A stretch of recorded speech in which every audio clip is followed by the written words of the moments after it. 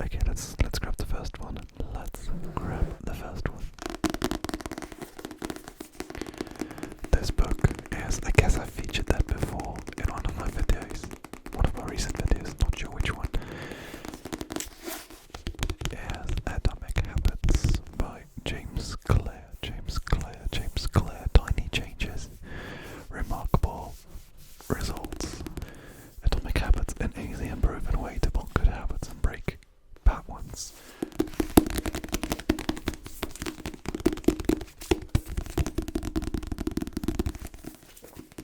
So this is the book that I am currently reading. It's about habits. But this is more or less a placeholder for me to ramble about non-fiction books, because 2021 was like, or is still, the first year that I've been reading non-fiction. I mean, I probably read some non-fiction before, but this year I read a bit more than usual. I can't really think of all the books that I've read this year. I've read Factfulness by Hans Rosling. I read this, or I'm currently reading this. I read When Breath Becomes Air by Paul Galanidi, or something like that. And I also read some German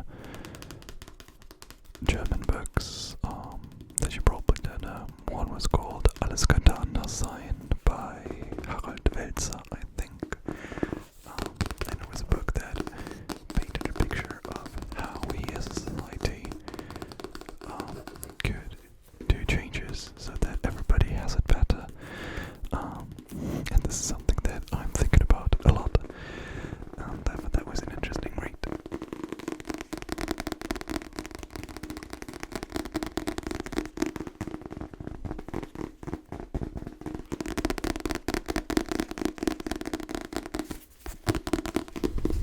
But thinking about books like this, that is, as it says here, an easy and proven way to build good habits and break bad ones. This is usually not the type of, these are not the types of books that I enjoy. Basically, I like to be entertained more than informed about stuff, and I don't really like the hype of like of self-help, of getting better every single day, every single second. I know that everybody should work on themselves, but I guess we have a kind of I wouldn't call it toxic, but there's like on the internet, social media, a lot of talk about being the best version of yourself, and I think sometimes it is not as healthy as one would think. So, I know, like I said, I want to improve in various things in my life, but I don't think we should be like 100% focused on just being better. Sometimes we can also just enjoy things and do some things not optimally.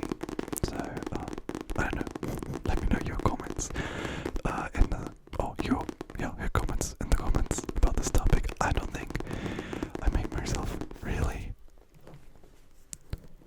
clear.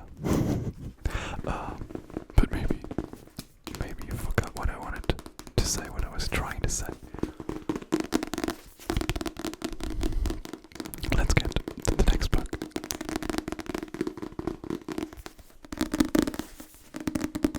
The next book, which sounds-wise is very similar to the other. I'm sorry for that.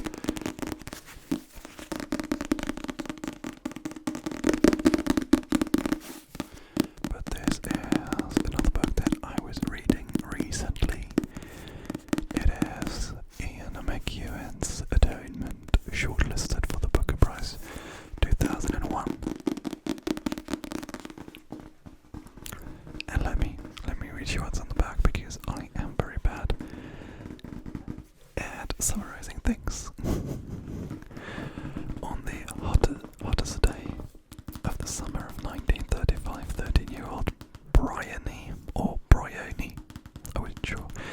sees her sister Cecilia strip off her clothes and plunge into the fountain in the garden of the country house. Watching here's Ruby Turner, a childhood friend who, like Cecilia, has recently come down from Cambridge. By the end of the day, the lives of all three will have been changed forever.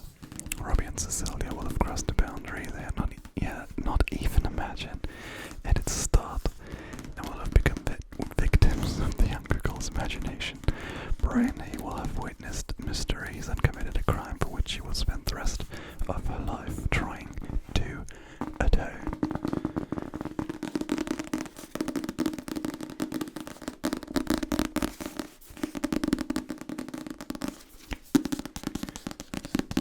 That book, I enjoyed it. I didn't love it, but I enjoyed it. But I really don't want to talk about this book in particular as well, because this is more of a placeholder that I wanted to talk about. That I don't have really have the books that I've been reading this year to show you, because I've been going to the library a lot over the last couple of months. So I got a library card for 6 months, and I've been using it quite often. So the problem is I can't show you what I read because I don't own it, but that's fine, because owning a lot of stuff A costs money, and B takes up a lot of space at home, a lot of mental space as well. So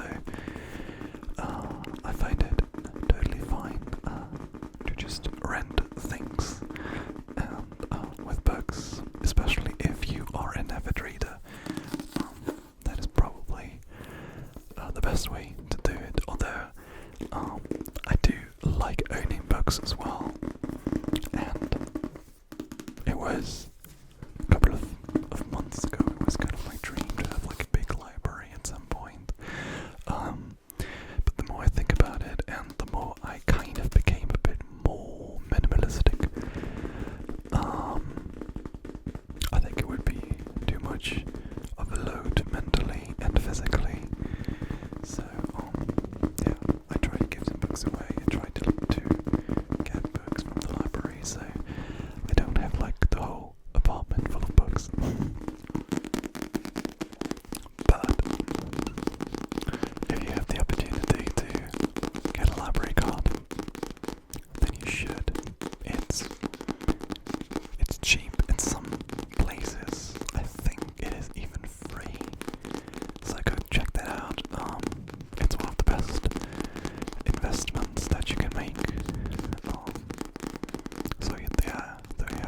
So you have more money to spend on useless stuff. No, don't do that. That's not good for you, for your wallet, for the environment. So yeah, just another tip how to spend your money. This is not why you came here to get life pro tips from me, but here you go.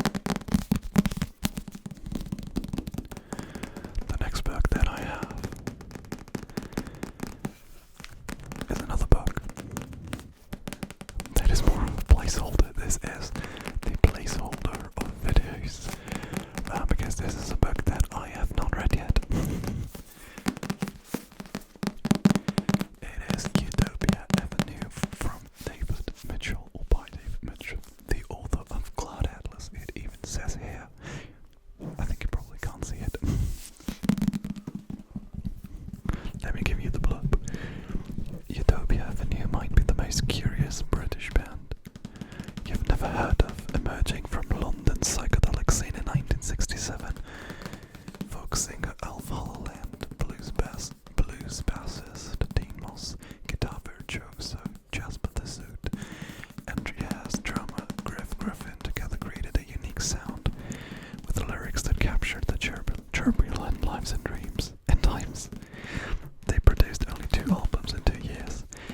Their musical legacy lives on. This is the story of the band's brave, blazing journey from Soho clubs and draughty ballrooms to the promised land of America, just when the summer of love was receding into something much darker. A multifaceted tale of dreams, drugs, love, madness and grief, of stardom's wobbly ladder and fame's fortune pact, and of the collision between youthful idealism and jaded reality. Above all, this bewitching novel, so